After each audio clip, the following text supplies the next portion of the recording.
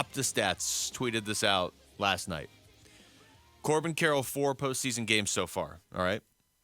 7 hits, 6 runs, 5 walks, 4 RBI, 4 team wins, 3 extra base hits, 2 home runs. Okay, now only one other player in MLB history has reached all those numbers over any 4-game span in the postseason, and that was Lou Gehrig in the late 20s and early 30s. Is that good? No. Yeah. It's like, is that good? Oh, my goodness. Gosh, you have to go back that far, and to a player like Lou Gehrig, wow, it's incredible. And I know there's a lot of qualifiers on that. It just means he's been really, really productive. There are a lot of qualifiers, but each qualifier is another thing he's accomplished. Yeah. Like, that's the what's crazy at-bats, about it. I mean, even the walks in the playoffs, I feel like the walks are sometimes as impactful as the hits. And to have 2 homers, he's been amazing. He's been on base an average of 3 times per game in these 4 games. Now, I was telling you during the break, there's always somebody on X or Twitter or whatever, right? There's always somebody with the second response. Well, Lou Gehrig did it in World Series games, so it's not the same. Yeah, look, nobody's saying Corbin Carroll's better than Lou Gehrig, but these are Corbin Carroll's first 4 playoff games ever. We're just getting a glimpse. And they're the only 2 that have ever done it in baseball history. So if you want to say it's not comparable to Lou Gehrig, how about to every other player that's ever played the game of baseball? It's comparable to all of them, and it's better than all of them. It's crazy what Corbin Carroll has been able to do. And you said it earlier, Jody, you never get the sense that he's in over his head. Or, he's probably not going to average getting on base 3 times a game for his entire playoff career. That would be absurd. But you never get a sense that it's a fluke or that he's playing above his head at all. Yeah, he's just, again, he's so process-oriented. He's got a plan in everything that he does. It's based in years of working at it and knowing what works for him. And, the note came over yesterday. Carroll reaching base 11 times in his first 4 postseason games. Again, it's the slug, it's the walks, whatever he can do. He's just got so many tools. Actually, another note was he was the first D-back to walk 3 times in a postseason game. So, yeah, the walks were really big last night, especially I talked about it earlier in the show in that first inning where he didn't even have to swing the bat. Bobby Miller was kind of spraying it around. There were 2 called strikes. It was a 3-2 count, and, he ended up walking. And that's the smart. He's such a smart player. Yeah. And he knows what the moment calls for. And yeah, I think there were like 2 plays. I think one was on defense. One might have been base running, like where he's made a mistake this year. And you're just kind of blown away. And then you're How like, well, dare you? He is only 23. He has only been in the league, a year plus. He came up at the end of last year. And so, okay, he's human, but he knows what the moment calls for, and he's usually got the physical tools to answer with it. And it is truly like the thread through this Diamondback season. The other thing that's impressed me about him, and this isn't so much right now when we're talking about what he's doing in the spotlight of the postseason, but this goes back to during the season, what I witnessed. He had the time where he banged into the wall in Colorado in the knee, and he continued to play. He didn't run as much, but he will do whatever it takes to stay in the lineup each and every day, which is, that may sound obvious, but this is baseball. It's 162 games, and a lot of people, if they're nursing something, they will not play, or they'll take a few days. And he just never did. I mean, he did miss a few days here and there, but I mean, he was fighting all the time to be in there if he was physically capable in any way. And he wasn't always 100%. And that's impressive at his age. And then the other thing with him is just, the high character that you see each and every day, what he brings to the team from a standpoint of kind of a quiet leadership, I would almost say.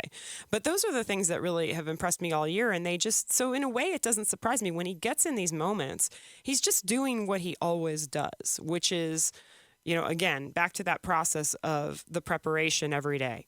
And he said it last night on the field. Someone was interviewing him, and he said, this is why we do this. And for a young man he's only played, he rose through the minors, even with the injury. He rose through the minors quickly, came up here. I mean, last year, they weren't in the postseason, but then now his first full year, and they're doing what they're doing here. It strikes me that for him to say that, like, this is why we do what we do, is to be here in the postseason, and he was a big part of why it's happening. It's like, wow. He is, you said it right in there, he's the poster child for preparedness, right? I mean, they always say, like, okay, well, one of the best ways to cut down on anxiety or nerves about something is to be as prepared as you can be. the Diamondbacks could have an ultra talented outfielder, right? I mean, you see it on other teams, you see it in other sports, but he is wired differently to the point where, like, I'll keep going back to that time Wolf and I were out at Chase Field earlier this season. It was before the All-Star game. It was probably like a month before the All-Star game. And we were interviewing him right before the game, and we were talking about the contract. And he said, I want to get to a point where people are calling me and telling me, hey, man, you're underpaid. You got ripped off, at some point. And we finished the interview, and we're like, wow, like, you don't hear any player ever say that, especially somebody who is 20. I think he was 22 at that point. And then we like the next segment, we were like, he's kind of already underpaid. Yeah. I mean, who says that in, athletics? I mean, yeah, there's just, you don't hear that. Sometimes you hear guys so focused on getting their value, and for him to not be, him even making that commitment to the D-backs early on is like shows. And he said, I'm comfortable here. I want to be comfortable. That's where I thrive. So that to me was the answer of why were you willing to do this? And which is smart. And he said it. And it's just the other thing about him, though, and it's really, I've noticed it more as the season has gone on. He's very serious at times, but he has fun. He likes to have fun with these guys. He and Gabby Moreno are actually really close. And they have good because they're each going to be here for 20 years if I have any say. That's great news for the D-backs.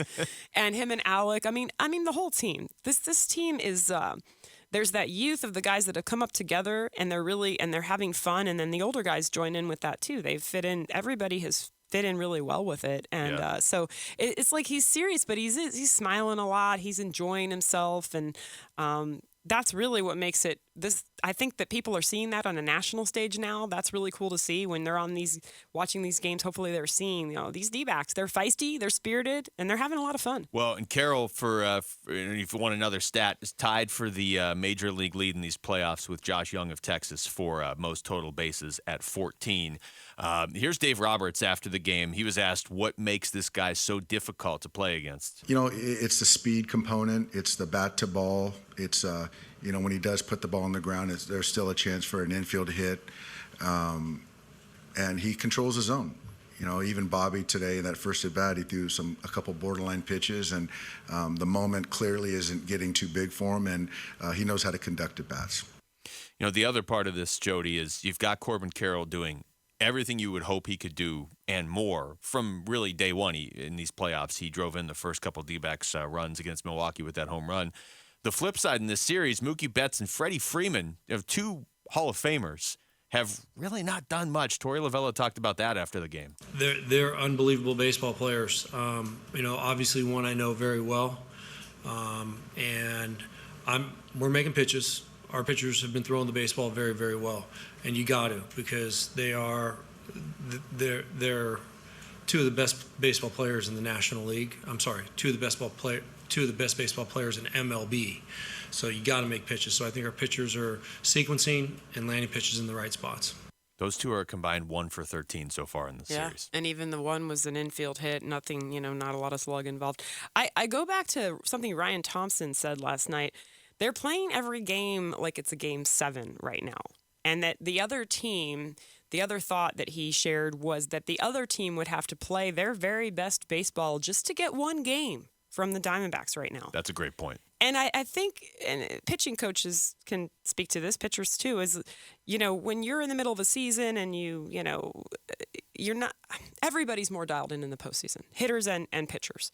So it really does go both ways. I mean, Betts and Freeman as well, but this bullpen right now, and they have a little different look to them. Some guys that, they're not as used to seeing, Betts and Freeman, that is. And I think that's part of the plan. The part of the plan was to unveil some new twists to a team like the Dodgers. And we've seen them. They have completely flipped the script on the Dodgers. And they're executing their pitches even to these guys that are stars in the game. And let's just hope it continues. Yeah, well, I mean, the crazy thing is, absolutely, let's hope it continues. There's no place any team would rather be in right now than where the Diamondbacks and the Rangers are. Those two teams are in the best spot in all of baseball. Text us your thoughts to the FanDuel text line at 620 right now. I like this response coming in from the 602. They texted in. They said, I think the D-backs should pitch Merrill Kelly in Game 3. We need to shut that door and not give the Dodgers a chance to grab a win.